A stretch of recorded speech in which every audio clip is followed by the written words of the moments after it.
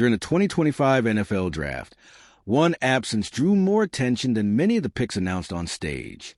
The freefall of one of the most high-profile names in the class exposed the quiet behind-the-scenes decisions that teams make, and one of them was the Las Vegas Raiders. In a move that caught many by surprise, the team repeatedly passed on a tempting opportunity, opting to preserve its new coaching direction and, perhaps, avoid a specific type of distraction. But what exactly led them to say no so many times? And what does it say about the future that Pete Carroll and John Spytek are planning? Shedeur Sanders' fall to the 5th round of the draft was one of the most talked-about moments of the weekend. Projected by many to be a first- or second-round talent early in the offseason, the Colorado quarterback, son of the legendary Deion Sanders, has seen his name passed over by franchise after franchise. In the case of the Las Vegas Raiders, the decision was even more significant. The team had several opportunities to select him, but chose not to do so, despite speculation surrounding a possible connection with Tom Brady, a minority shareholder in the franchise.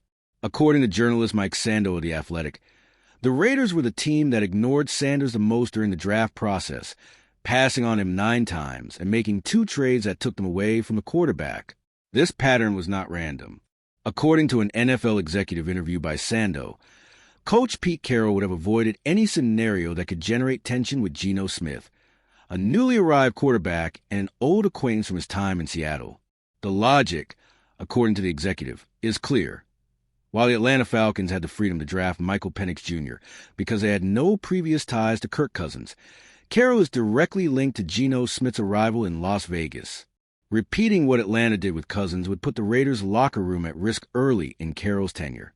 The veteran coach, who likely sees this cycle as his last in the NFL, is unwilling to risk his relationship with his starting quarterback, especially on a team still under construction. In addition, there is an off-field factor that weighed against Sanders, his notoriety. The Sanders name carries media attention, a constant presence on social media, and a high expectation of both performance and influence behind the scenes. Jeff Howe, also of The Athletic, pointed out that teams often prefer to have a low-profile backup quarterback to avoid conflicts of prominence. For the Raiders, immersed in a careful rebuild, adding that burden of public exposure will be an unnecessary risk. Instead, they opted for Cam Miller, a less hyped prospect who offers stability and development without the shadow of external controversy. Ultimately, the Raiders' decision to pass on Shedeur Sanders reflects not only a coaching assessment, but also a roster strategy. Carroll and Spytek are prioritizing cohesion, leadership, and long-term planning. By avoiding spectacle and focusing on stability, they sent a clear message. The Raiders' rebuilding project will be guided by thoughtful decisions, not media-savvy names.